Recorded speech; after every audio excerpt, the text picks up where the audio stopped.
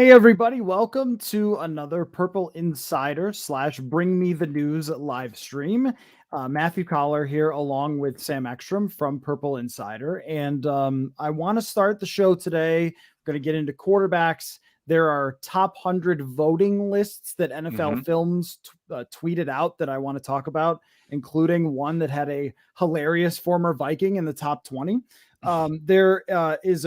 If we get time to talk about it, the XFL kickoff, anytime that I can push for the XFL kickoff, that's on my list of things to potentially talk about as well. But Sam, there's some serious controversy in Purple Insider land that needs to be addressed. It needs to be addressed today, right away. Do you know what I'm talking about? I have no idea. I mean, I could hazard some guesses, but I don't want to spoil it, or I don't want to bring something up you're not prepared to discuss. So why don't you lead us into whatever waters you want to wade into? Okay, it's a very sensitive topic, and I feel like it needs to be talked about because it created a stir online. And I've Am been I at fired? this. Is that what this is? Is this the end of me? Not yet. This is it became a controversy of accusations against me that I need to address. Okay, so I got this direct message from someone named Phil Newman who sent me a DM yesterday that said this: "Please stop reporting for my team. You're not smart. You're ugly." Now, this is totally fine. This happens all the time. But the next sentence is, "Your hairline is rapidly receding. No one likes you. You're a sad individual. If I wanted a piece of bleep to report on my team, I could visit a local porta potty." Now, all of that stuff is pretty normal when you talk about Kirk Cousins all the time, that people will attack you. I mean, it's not unusual. Well, it's boilerplate stuff, really. Yeah, I mean, it's really standard stuff. You're stupid. You're ugly. All these things. That's fine. This is even when I was covering another team before, when I lived in Buffalo, I got tweets that were like this. If I said that a Buffalo Sabres prospect wasn't the next Sidney Crosby, I would get, "You're stupid. Stop covering my team. Why do you hate my team?" You always get this. Is very standard. Every reporter gets this from random accounts. However, this is the first time I've ever been attacked about the hairline. Now, we are doing this in part on video. I would like to lean down and show you that, well, this is not exactly the same as it was maybe 10 years ago. Rapidly receding, I think, is a mischaracterization of my hairline. And I would also like to say that I have no idea what that has to do with football, but a ruthless and savage attack came in my way and created a stir. So I would just like to show everyone, and if you're listening, I'm showing my hair right now. What do you think, Sam? I mean, would you describe this as rapidly receding? Well, first of all, thank you for your vulnerability to address something of this nature. It takes a man to not, to show up the next day and show off said hairline for all to see. I think it takes, honestly, a lot of security and self-confidence that you're good with this hairline. And I've known you for 5 years now. I'm not sure there's much more recession now than there was when I met you. So rapidly is a very accusatory and inflammatory word here that I think it's just irresponsible, frankly. And what's ironic about this is that this comes on the heels of my own hair trauma, where my wife was picking out gray hairs from my head yesterday as well. So this kind of aligns with your timeline of having, certain accusations thrown your way. In my case, it's more like, yeah, you're getting old. And in yours, I guess that affects your ability to analyze a football team. Yeah, no, it really does. In fact, all football men have very thick heads of hair. I can't think of anyone with a receding hairline that has ever coached football. I will say Vince Lombardi, what a head of hair. All-time great hair in football. Joe Namath is number one, right? All-time legendary best hair in football history. Is that right? Yeah. Modern football, the Jared Allen mullet, locally at least, probably some of the best Vikings hair that we've seen. But they're not hockey players, not by a long shot. I mean, you're not going to get a lot of, Barry Melrose hair dues around these NFL locker rooms. Right. The time that Randy Moss decided to go with the fro, and when his helmet came off, it just afroed everywhere. What a legendary look for Randy Moss. So maybe he qualifies as that all-time great hair. I'm not going to critique Derrick Henry's decision. I will say it's creative and memorable. But so the accusations, I would say, are fair, only that every person in their mid-30s starts to look at their hair and find grays, or starts to notice a little more forehead going on there. But I will say that I don't believe that as I slowly recede into Fraser Crane, that that will change anything about how we do the show. So an important and heartfelt statement that comes from me before we talk about quarterbacks. It is, can I just say this, that of at any point since I've covered the Vikings, and you have had this too, there will always be people on the internet who are giving you a hard time. This is going to exist for anyone. But I really feel like the recent Jim Harbaugh thing, combined with reports that Kirk Cousins might not be traded, have just upped the angstiness of Vikings fans. Have you felt this? Like, I know you're less online than me, but I have felt an increase in the angstiness of Vikings fans, where every single day, I usually like to go on Twitter to see what fans are saying. I get a lot of like very thoughtful messages, and have great back and forths with people about the quarterback situation all the time. But what I see in that is every time you talk to somebody like, oh, we're having a reasonable back and forth about the quarterback situation, then there's like 18 people who fly in who don't even follow either of you, who seem to be searching Kirk Cousins all day or Jim Harbaugh all day, and scream at each other. And, I just feel like it's become a very uncomfortable situation for Vikings fans. And this is not a reason to want to trade Kirk Cousins, okay? But only that if you hit a complete reset, everybody can sort of move forward.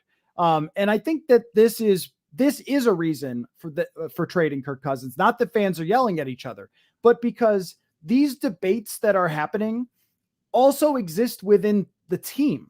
Of some people probably think that there's this path for him to become Matt Stafford in the Super Bowl. There's probably people who think, no, he'll never win anything and this can't happen.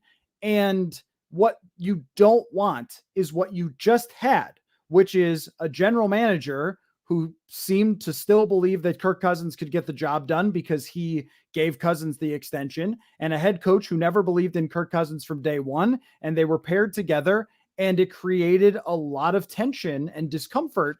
And if you don't think that there's some light switch to flip on that will make this vastly different, it's not like Mike McCarthy leaving and bringing in a new coach for Aaron Rodgers, where you know what the ceiling is. Resetting everyone to get on the same page with a new quarterback and a path at the quarterback position, I feel like is important for their organization, for how everybody feels about it, as opposed to having the Kirk Cousins, debate that it just seems to exist all the time surrounding your team. You're saying that polarization isn't limited to political conversations and socioeconomic issues. It's sports too, because we're definitely experiencing it firsthand. And I agree that having an organizational shift where everybody is on the same page, huge. Is it going to solve the petty social media beefs? Probably not.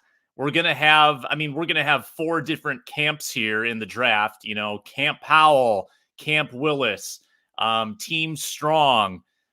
There's going to be more polarity, but the Cousins thing is so out of control because we're in the era of where you've got a lot of people saying, well, follow the data, follow the science. But then with Cousins, you look at the numbers or certain numbers and you can still make your case. And then the other side says, well, look at these other numbers, and the numbers kind of tell these different stories too. And it's impossible to win. And trust me, I consume more Twitter than I'd like to. I see the polarity out there, not always directed at me like it is at you, Mr. Big Forehead. I jest. I'm part of the Big Forehead Club too. But at least having a new subject to direct our angst might be a little refreshing, might be a little fun. And I think we're going to get into a little bit of that here with a quarterback activity that you've dreamed up. Maybe the hardest I've ever laughed on Twitter is when my joke about the hairline thing was, it happened to LeBron, folks. And someone was like, how dare you compare yourself to LeBron? And they were serious. And I was like, that's what I'm doing. They were not serious. No way. Yes. No. I am not kidding. No. Well, yeah, I said the same thing. There is no limit to what people can take seriously on the internet. Because one of the things I said yesterday to someone was they were asking about this Jeremy Fowler report that goes along with the Adam Schefter report that the Vikings like Kirk Cousins or Kevin O'Connell does, and they might want to work something out. Very vague stuff. And I said, Josh Rosen is our guy, which is what Cliff Kingsbury said after he took over as the head coach in Arizona. And then they traded him for a second-round pick to Miami and drafted Kyler Murray. There is nothing you should believe right now. That is just the truth. Kevin O'Connell is preparing for a Super Bowl. They have not made a decision about how they're going to approach this yet. I'm sure it was a conversation in the room when they're doing the interviews of what would you do at quarterback and that kind of thing.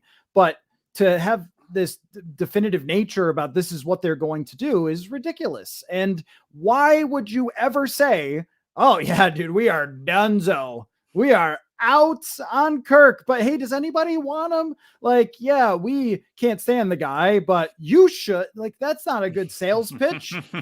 There's another thing to point out here too, in what you were just talking about in throwing stats back and forth. Here's one stat we can all agree on. Okay, that scoring points is the way to win football games, correct?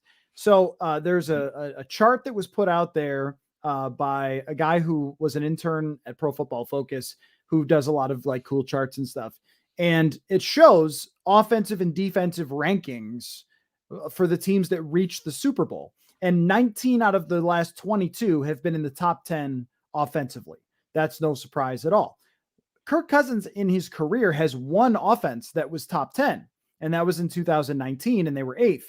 And I guess I think we can all agree that the whole idea of a quarterback, like why we look at the statistics, what we're looking for is, does this stuff point to you scoring points, which means winning games? Like sometimes we lose sight of all of this. Like, what does it all mean? Like quarterback rating and everything else.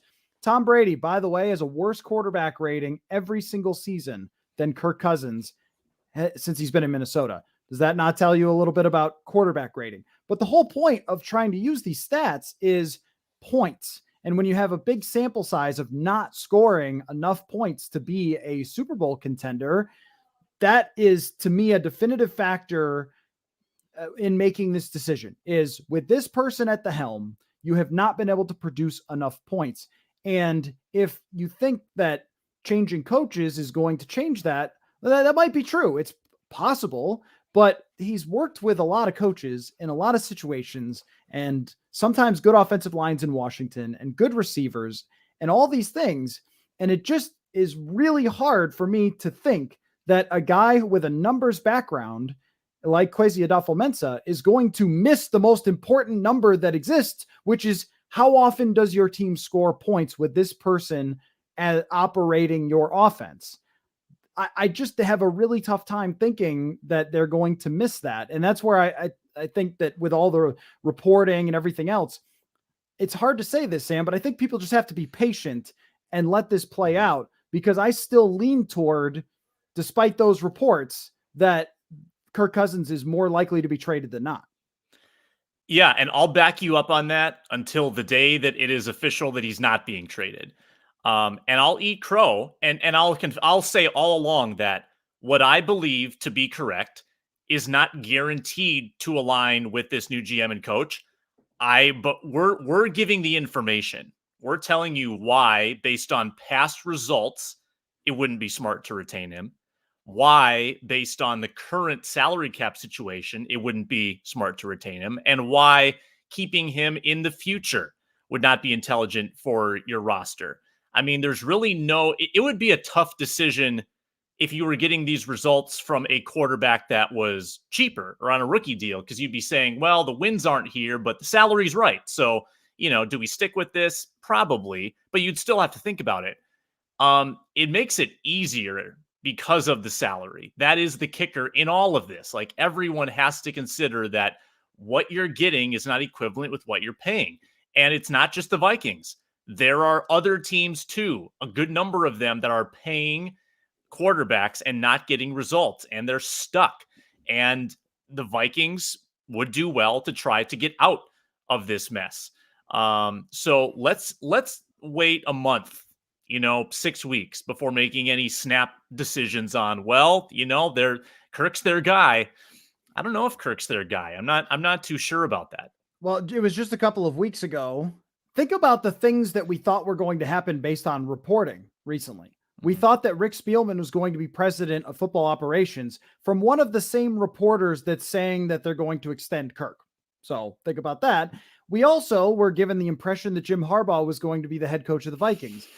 It is Kevin O'Connell. It is not Jim Harbaugh. These things have to play out because, as we've said all along, and this goes to a fundamental belief that sometimes no information is better than bad information. I like to say this to people who are Vikings fans that talk to me about Cousins. Like, you've watched though, right? Like if you watch every single game of a quarterback, your assessment's going to be better than a snapshot statistically based on some gathered box scores. Like, that's just like, you could give a better assessment more likely than not if you care about football at all by just watching every game of someone. I mean, think about even this, that these Lions people who watched every single game of Matt Stafford and thought that he would do this in Los Angeles, they probably had a better idea of Matt Stafford than I did because they watched every single Matt Stafford game. I did not. I saw a couple per year. I looked at the numbers and here we are. Right. So I really believe in that bad information does not do anything better than just your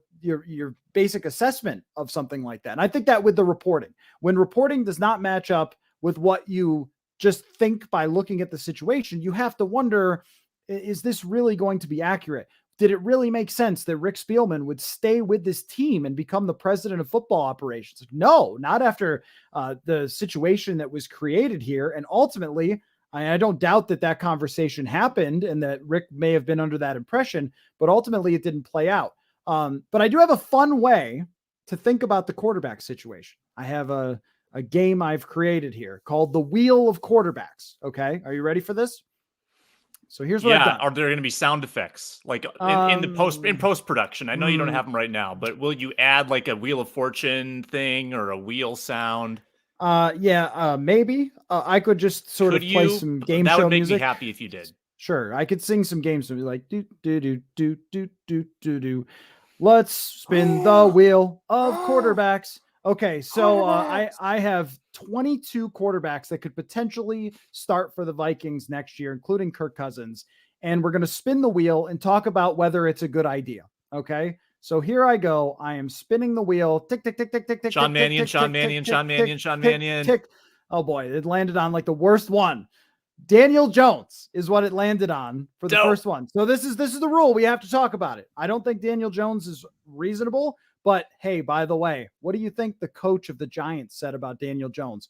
He's our guy. We love him. They'll say this about anyone who is the quarterback. I remember, how about this? I remember in my first day in Minnesota on the job, when I moved here in 2016, I covered a Spielman press conference in the press box after Bridgewater had gotten hurt. And he talked about how he believed in Sean Hill as the starter and then traded for Sam Bradford like 4 days later.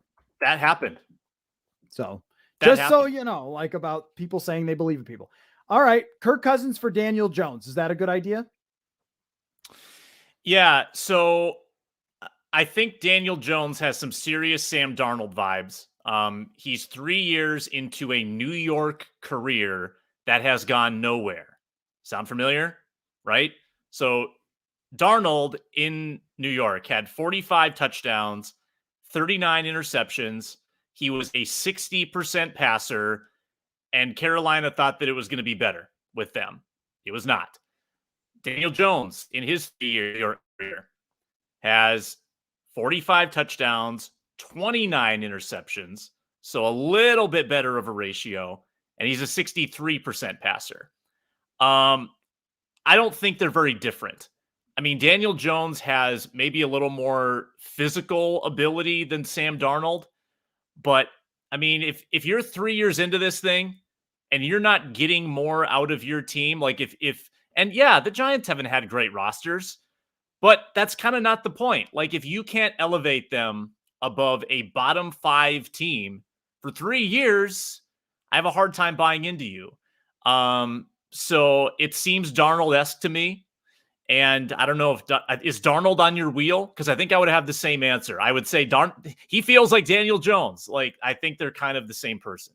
Okay, I'll give a quick thought and then we'll spin the wheel again because that one doesn't seem super reasonable. Although, here's the argument to do it for the Giants, though. Are you suggesting a trade, like a trade straight up? Yeah, it would have to be a trade. Straight up Daniel Jones. The Giants have been so bad for so long. Like, they should be on the list of teams that should want to trade for Kirk Cousins. Because if you do that, Brian Daboll is the coach there. They do have some weapons. Guys were hurt last year. I mean, they probably go in that division like 9-8, right? Which for the Giants, considering how bad they've been, that's what you want.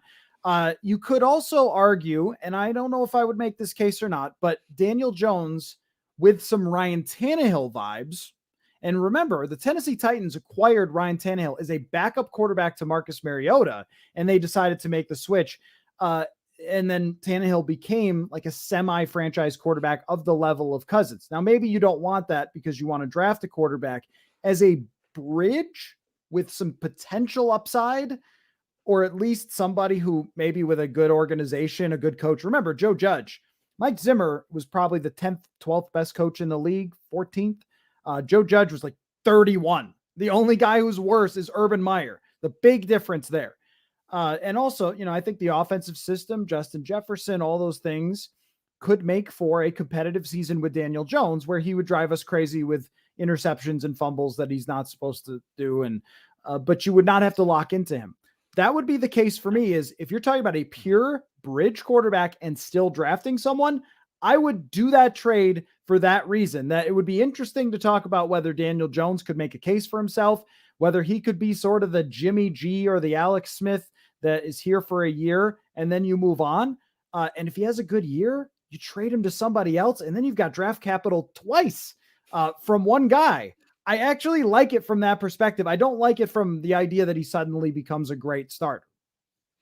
Yeah, no. And I was thinking it more like just from in a vacuum player evaluation perspective. Yeah. I think that from a salary perspective, it makes sense. You would have to make a bit of a tricky call on his 5th-year option, which is coming up like now, like in a couple months.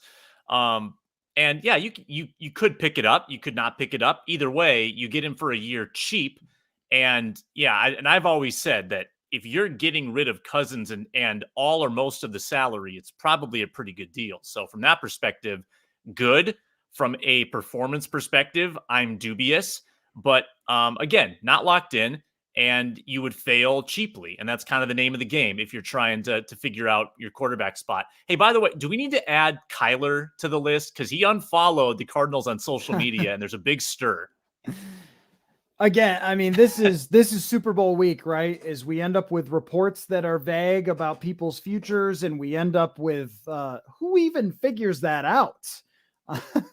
I never have understood that because everyone always knows when that happens. Yeah. Is there some kind of program that like tracks what your activity every day? It's weird. I have no idea. Two things for the people watching on YouTube. I appreciate Stephanie saying she'd rather take my hair from Aaron Rodgers' hair. Thank you. Also, what I'm drinking here is Diet Dr. Pepper. Not pounding a beer during the show, nor do I really drink at all, but Diet Dr. Pepper is my lifeblood. So, all right, let's spin the wheel again. First one came out like a little man. Okay. Desmond Ritter. Oh, I've started to do the tick, tick, tick, tick, tick, tick, tick, tick, Desmond Ritter. That's the Cincinnati quarterback who I watched in the Senior Bowl. And I have to say that he did some impressive things. I think he's got some arm talent. He moved around in the pocket pretty well. And Sam, well, you could give your reaction, but I would say, yes. I mean, if that's the guy that you land on and you think he's the best quarterback at that position, then yes to Desmond Ritter. I like this quarterback class through elaborate research. I mean, I'm reading scouting reports. I'm looking at numbers. I haven't done a lot of tape grinding on these guys, but I don't mind a lot of these profiles. And I think I look at Desmond Ritter and everything I read about him is NFL ready processor. Like a lot of them, the red flag is they're not great when they get off their first progression. They're not very, good at working through their reads. That's not the case with Ritter. Yeah. Ritter supposedly is the best processor of all of them, has 4 years at Cincinnati, kind of had a nice little linear improvement. He's big, he's 6'4", and he's got mobility.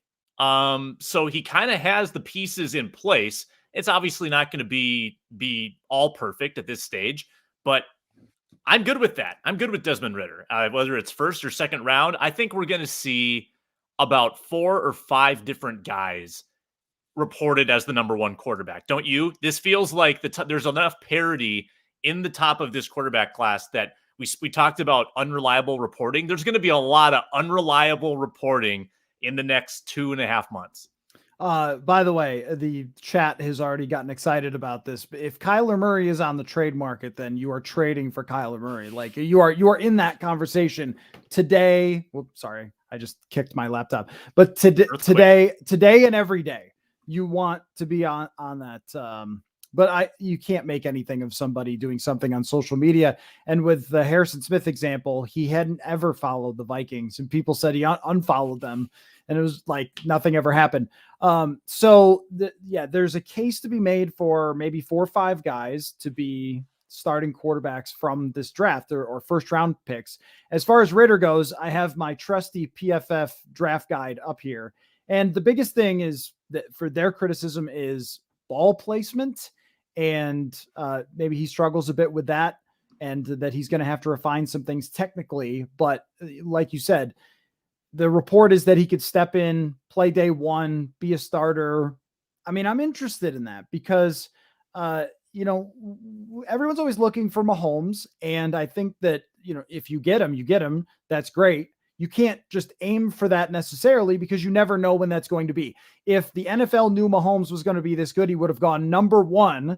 And every team would have tried to trade their whole franchise for Mahomes if they had known. But instead he went 10th. Like that, clearly we don't know which guy is going to rise to the challenge.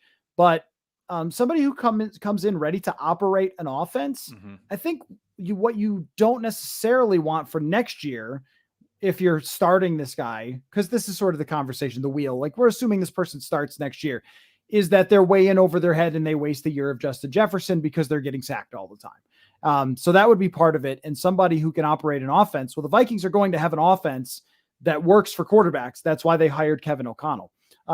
Greg in the chat wants to know about Sam Howell. Like Sam Howell's got a great arm from what I've watched of him, and he can run a little bit. But I also don't want to pretend that I have like a super hot take on any of these guys. Like you can see the upside and why any of them would become a starting quarterback. Like Howell has the arm strength to make big throws down the field. Ritter knows how to operate an offense. Willis has this ridiculous physical ability. I mean, there's cases for all of these guys. Pickett's kind of a playmaker and swashbuckler, if you will. You know who I didn't put on the number randomizer? Tell me if this was the wrong thing to do. I didn't put Kellen Mond on the quarterback wheel of randomness for who could be the quarterback in 2022. Was that wrong? I think Mond is your outright tank quarterback. Mond is the quarterback if you're also trading Dalvin Cook, Danielle Hunter, Kirk Cousins, Adam Thielen. Then you go with Kellen Mond. And the Wilfs will offer Kevin O'Connell $100,000 per game to lose. He's your Deshaun Kaiser, basically, is what you're saying. Like someone who is just not at all close. And the patsy who you count on to deliver the interception in the fourth quarter, which they can't do. Ron in the chat points out that Mahomes, Allen, Herbert. There's lots of criticism for quarterbacks. In fact, I did this once to have some fun. I typed into Google Josh Allen overrated prospect, Justin Herbert overrated prospect. And there's articles on articles about how all these players are overrated. There's over criticism with everybody in the world trying to form a take on something that you can't really know. You can't really be sure which one of these guys is going to work out. And yet we're all supposed to have opinions on them. And how could you not? Right. So I'm supposed to say, I love Willis more than Howell. But really, I have no idea. I think that those guys are all good options, and one of them or two of them will work out. But let me ask you a question. Not exciting. Okay, someone like Willis, who I think by all accounts is the next big running quarterback. gigantic arm, not very accurate though. And maybe you could see designing a huge like element of your running game with him. Is it irresponsible to bring in a quarterback that might not have the arm skill to get it to your good wide receivers when you have Justin Jefferson and Adam Thielen? That's a hard one. I mean, because for every Patrick Mahomes and Josh Allen, there's a Jordan Love who is talked about the same way. It's like, oh, this guy, he's got the big arm. He's the great athlete and all those things. There are other quarterbacks who have had this label that have completely fallen on their face. Johnny Manziel was a great athlete, this big playmaker, and just never launched at all. And he had all of these things that people liked about his competitiveness, and he was edgy and everything else, and it just didn't work. There have been other guys that were like that did work. So that's hard for me. I don't know if I would say that the Vikings would deserve to be criticized if Willis was there and they picked Kenny Pickett. It was like, I don't know. Do your evaluation, pick the guy you like. That's how I end up looking at it. However, I am very intrigued. I mean, after watching him run the other day, it's like, wow. I mean, that even if he's not like, look at Jalen Hurts, not that good at throwing the football. And yet he is not as good of a runner as Willis, but able to close the gap with running ability. I mean, that's just the reality of the game, is that these guys who are explosive runners, Lamar Jackson has been sort of good sometimes, not good other times passing the ball, and yet is always able to win football games in part because of his escapability. And Willis didn't take very many sacks this year, I think. Is that right? Or did he take a lot of sacks? But he, in the Senior Bowl, it looked like he was able to escape pass rush, which Josh Allen almost never takes sacks. That is such a huge deal for not having those big negative plays. So if you were giving me a choice, I probably would go with the guy with freakish talent over the guy who's a little more safe. But if the Vikings do it, I'm not going to say, oh my gosh, because of the Mac Jones thing last year. The whole thing last year, so many people thought that they knew what Mac Jones was going to be, and he immediately came into the league and showed he was something different than that. I mean, that's just how this works with the evaluation. It's like trying to judge a baseball player in batting practice and say what they're going to be in Major League Baseball. My dog's deciding to shake. Sorry about that. I think that when you've got an athlete like Malik Willis on the board, it's hard not to draw the Lamar Jackson comparisons. And that can be a little dangerous because you assume that they are the best version of that archetype of quarterback, which that's risky to assume that someone is going to be someone else. The Vikings ran into this trying to find the next Daniil Hunter, thinking that lanky athletic pass rushers are all the same. They're not. They've got to have it like upstairs. They've got to have sort of that competitive DNA, the ability to learn an offense. All of that plays into it too. So I'm with you that I think that you have to kind of leave it up to what the team believes they want. And then we get to second guess them later. But of all of these prospects, I think there's also plenty that are athletic that are not necessarily runners. And if you want someone that's going to, and let's face it, as good as Lamar Jackson is with his legs, that does not necessarily fuel the Ravens' success. It's when he's able to throw the ball downfield, get it to Mark Andrews, get it to Hollywood Brown, like in 2020. That's when they were successful. Their running game was fine this year, but they were not winning as many football games. And even with like Huntley was running the ball too, and they weren't as successful because the passing was not as good this year. So I'd still like someone, if they're going to be mobile outside the pocket, be able to make throws on the run behind the line of scrimmage.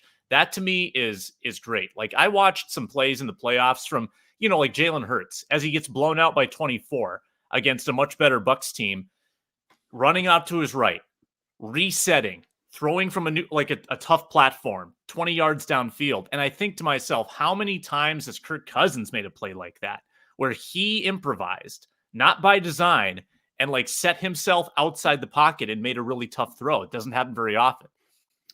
The way that I've sort of come around to think about that is corner 3-point shooters versus Steph Curry's. Corner 3-point shooters get the ball in an advantageous situation, usually on a drive and kick, where they set their feet and they look at the basket and they line up the elbow and they deliver a 3-point shot and they shoot 42% from corner threes. Steph Curry can have the ball anywhere on the floor under any circumstances. He could be double teamed. He could be guarded by a tall guy. He could be guarded by the best defensive player in the world, and he will shoot 42% threes. Which one of those players is more valuable? They both shoot the same amount.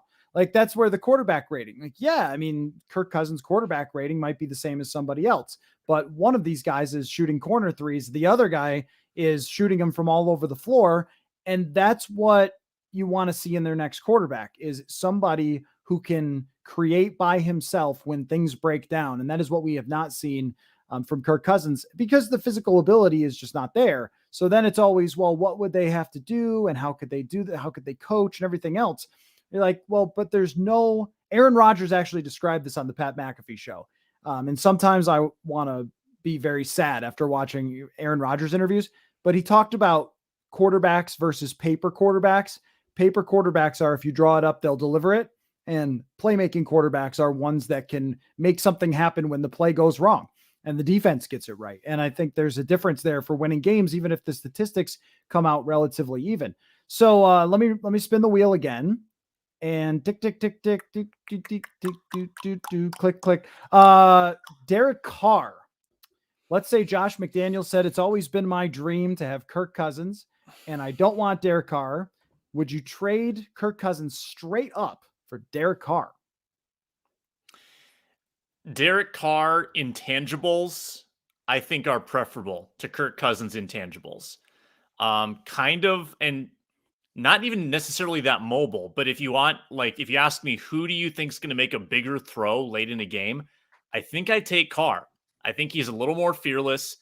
I think he's a pretty good deep ball thrower, which is pretty important in today's NFL. So, what's his contract? Is it it's obviously expensive, but it's not as prohibitive as Cousins. It's like low 30s. I want to say, if me Googling this destroys the live stream internet here. It is not too bad. Actually, it's pretty preferable. I mean, 2022, he is in the final year of his deal with a $19 million cap hit. That makes it a yes for me. He's been signed that long already? Jeez. That's crazy. That's a yes. Derek Carr is 30 years old. That blows my mind. How's his hairline? Bad. That's what matters. It's pretty bad. This looks like an old picture, but I think it's struggling. I feel you, brother. Yeah. I mean, he's got nothing on Matthew Collins. That's why they should get him. Yes. Because you have to go out there with a receding hairline, you have to have some kind of confidence. Kirk Cousins has never had to deal with that. Brady has plugs, right? Like, there's no way that Brady is 44 years old and his hair is that good. No way. Right? No chance. Well, Brady sold his soul to the devil like 20 years ago. Yeah. No, really, though, because of the contract, the answer is yes.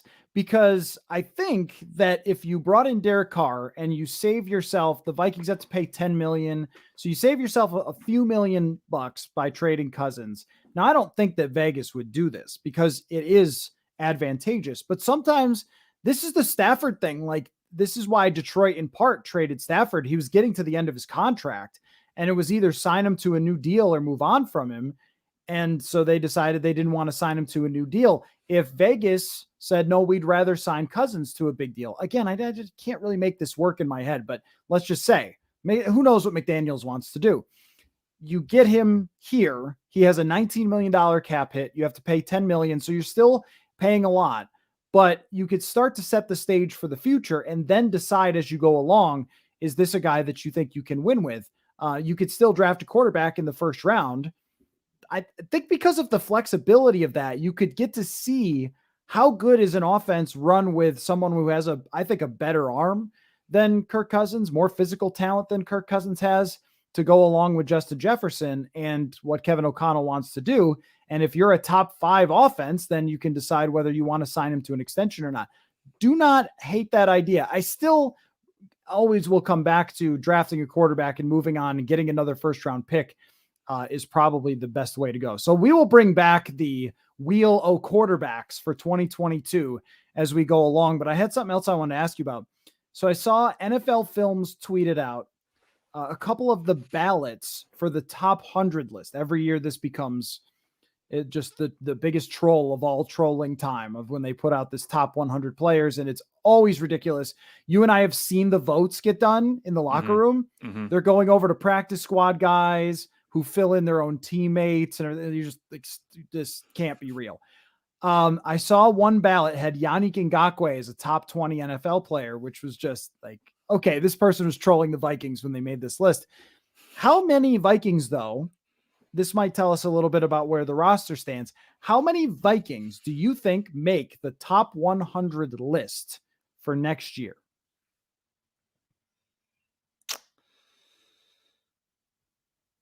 So I'm just going to process this live. I think Justin Jefferson is the lock. And is there another lock? Danielle Hunter is the next best player on this team, but he's hurt. Yep. Kirk Cousins. I don't think Kirk Cousins. I mean, you can't have the 10th or 12th best guy at a position. I don't think that works out. I don't think I think Eric Hendricks on his name could be in. I don't think he played like it last year, but I think he's in. So I'll give it to Kendricks, and I'll even give Danielle the benefit of the doubt, and I would say 3. Harrison Smith is a possibility. Harrison Smith, possibly. Adam He's been Thielen. Kind of fringy before. Thielen possibly. Again, injuries. It's a low. I mean, the fact that there's only one lock kind of tells you the trajectory of where they're at with talent. If people are really paying attention, maybe Brian O'Neill, but it's hard to get offensive linemen on that list. Brian O'Neill, I thought, had a tremendous year, and he deserved to be in the Pro Bowl. When you go through Pro Bowl rosters, you're like, I don't know. Some of these guys didn't really have this coming for this year. Anthony Barr, Xavier Rhodes made some Pro Bowls where I think wasn't O'Neill a replacement player? I think he made it. Yeah. So, I mean, that's the other thing too, is that everyone gets to say they were in the Pro Bowl, even if you're a replacement.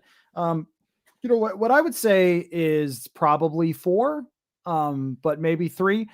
And that is a great way to summarize where the Vikings are right now with their roster, is that we're not even sure if you get any more other than Justin Jefferson for top 100 players. How many do you think the Rams get? Like 6, 7? I mean, they're going to have Stafford. Beckham has a name and also sort of proved himself here. Cooper Kupp for sure. Aaron Donald, Jalen Ramsey, Von Miller, possibly even Leonard Floyd, who has a lot of respect in the league. Like, they're going to have a lot, and the Vikings might have 1 or 2. Johnny Hector's got to be on the list. And I think, yeah, that's right. I don't even know who the kicker is for Los Angeles, Gay. but I think, that's right. Because he was short on that kick in the Bucks game. I think that's a great way to put it, though, right? Like, and how about even this? How many will be on this list in 2022, 2023, go after 2022? Like, is there anybody that we didn't name who has been a star before that is on the roster right now that will be on this list after the 2022 season?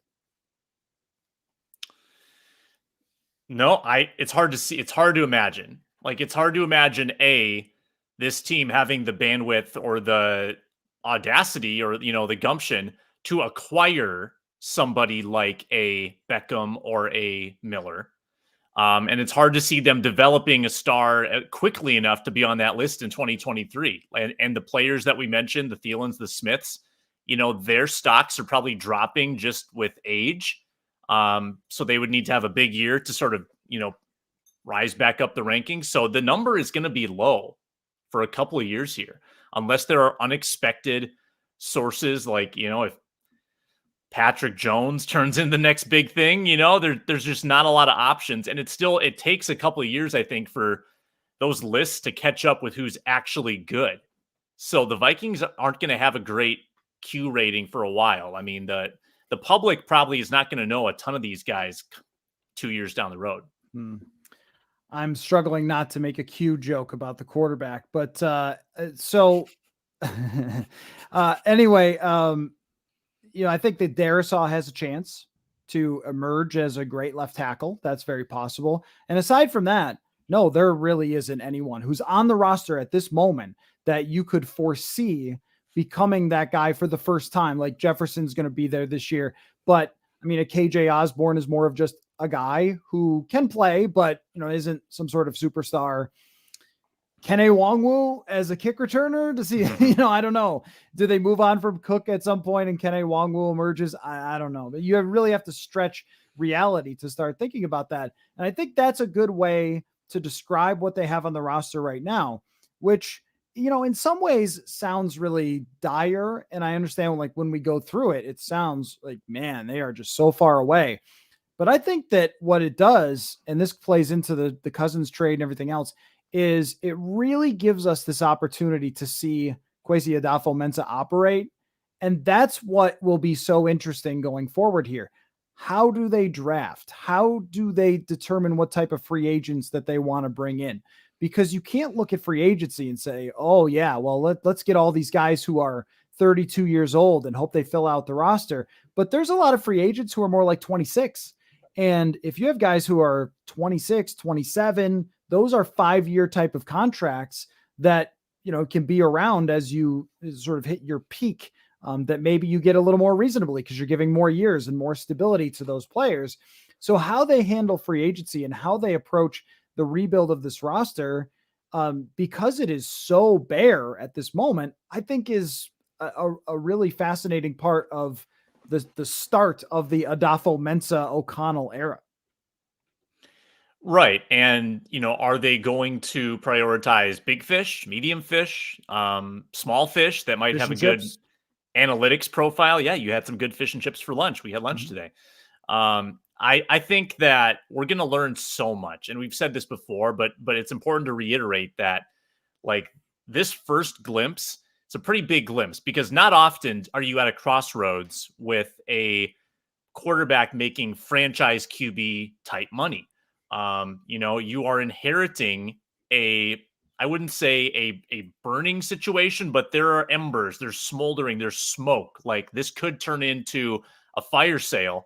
And how do they approach that? And how much respect do they have, I guess, for well, you've been here a while, you're an institution with this franchise. How much does that matter to us? There might be some cold-hearted decisions. There might be some sentimental decisions. That's all going to be pretty interesting to see. But decision-making seemed to be awfully sentimental in recent years for the Vikings. And I think striking a balance to move, at least move away from that is going to be pretty critical. Let's wrap on this point. Who would you have in your top 5 if you were filling out one of those ballots, which I think they should give to the reporters who cover these people rather than the players, because the players only see, who they play against. They play 17 games. You got the division. They see 1/3 of the league and they're supposed to vote on who the best 100 players are. And it feels like the people who cover the league nationally really should make the top 100 list. But maybe it brings more cachet to be able to say, oh, these are the players, even if it's not everyone who actually plays that is getting a vote. But who would be on your top 5 NFL players? And we'll just do on best players, regardless of position, because obviously the most valuable position is quarterback. Yeah. And yeah, it's hard to choose which quarterback. If I'm trying to limit it to one, I mean, Joe Burrow is certainly the future of the NFL. He was statistically great this year, so it's not even a stretch to say it's Burrow. I mean, I think Rodgers has a case. I think Josh Allen has a case.